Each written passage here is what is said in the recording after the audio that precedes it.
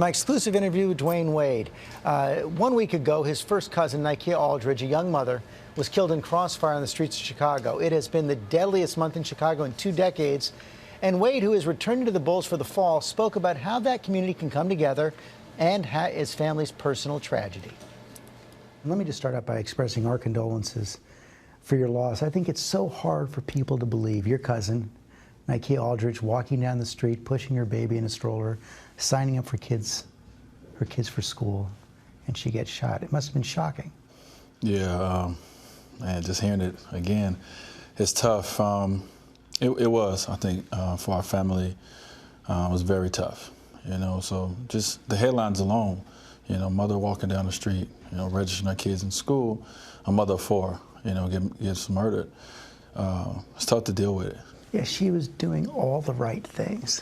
It's kind of one of those moments, for our family that it's like, this is not real. My cousin Nykea, I always say she was like the quiet one. She would just be there. She would be about her kids. She would be about her family, but you never would know she's in the room. And it was shocking. It was shocking to hear not only that she was murdered, but it was shocking to hear the way and how. Her mother, my auntie, my mother, the family is tore up. Your family's so devastated by all this, and on that weekend alone, in the city of Chicago, 10 more people killed, 57 shot. Yeah. I mean, the town you're going back to is having a hard time. We're coming off of doing the town hall meeting.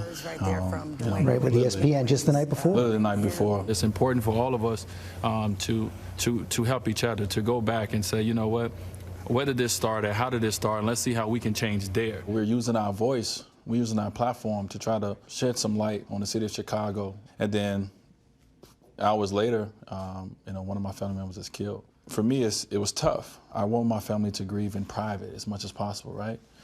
But as well, because of my name is attached to it, it becomes this national story. A lot of things I seen wasn't even her name. It's Dwyane Wade's cousin. Yeah, and that hurt me. That hurt me, to be the name and that they talked about, instead of talking about a mother of 4. That kind of hurt me and put me in a dark place for a few hours. The question is, how do you turn that darkness into light?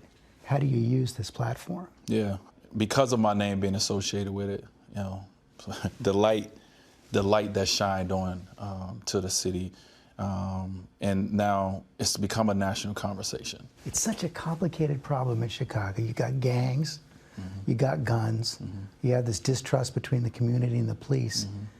How do you deal with that? My cousin was killed by one of the brothers that just got out of prison not too long ago.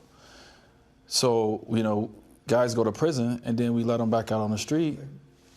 Months later. They're going to go back to what they're used to and what they know. So if it's something we can do with the prison that can help with work programs. When people come out, it gives them an opportunity to try to better themselves. This is coming back home for you. This is the city where you grew up. You knew this violence, this tension firsthand. I grew up in one of the, probably one of the toughest eras when it comes to murders in the early 90s in Chicago. I grew up in that era of the same things that our kids going through now, of being afraid to go outside. How did you handle it?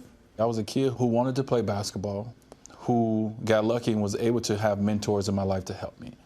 And I think that's one thing that a lot of our kids today is missing, is mentorship. If we want to stop this epidemic, it's needed now. What do you say to your boys? You try to teach your kids right from wrong. You try to put them in situations. Hey, if this happens in school, what do you do? Okay? No, you don't do that, you do this. Hey, go to this person. If you see, so you try to tell them right from wrong, but then they come back to you and they say, well, Dad, kids are being killed by police officers. I thought you said police officers was safe. Are your boys afraid of the police? They are. My boys are afraid of police just the same way I was when I was growing up. And, not all police, obviously, but, my boys hear everything that's going on in the world, and all the harassment, all the murders that's going on, and they pose a question back to me. And what answer do I have for them? So, they know how involved I am in the community, so then I take that and I have answers for the city.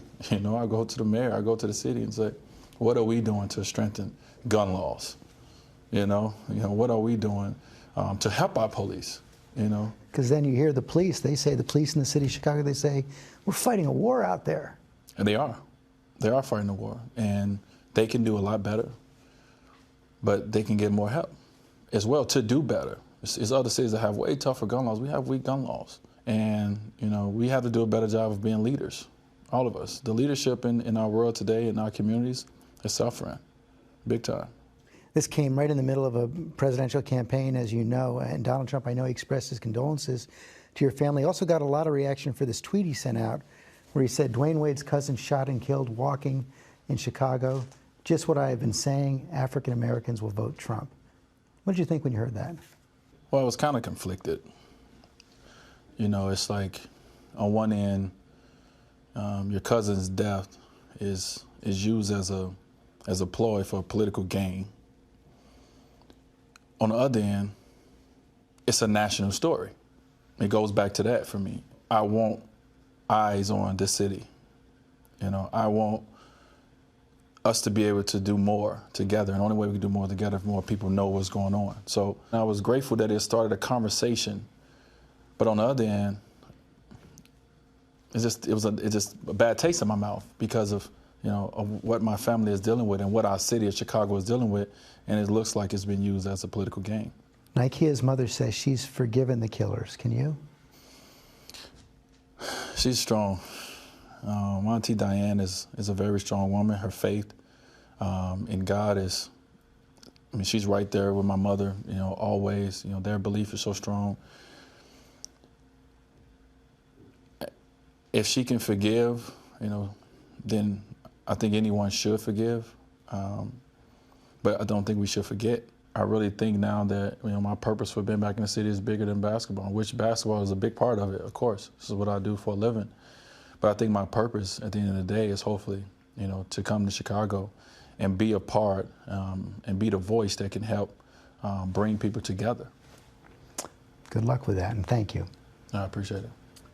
You know, Wade got that phrase, bigger than basketball, from his mom. She said, you are bigger than basketball. She's a real leader in that community, a pastor, and tomorrow she's got a tough job.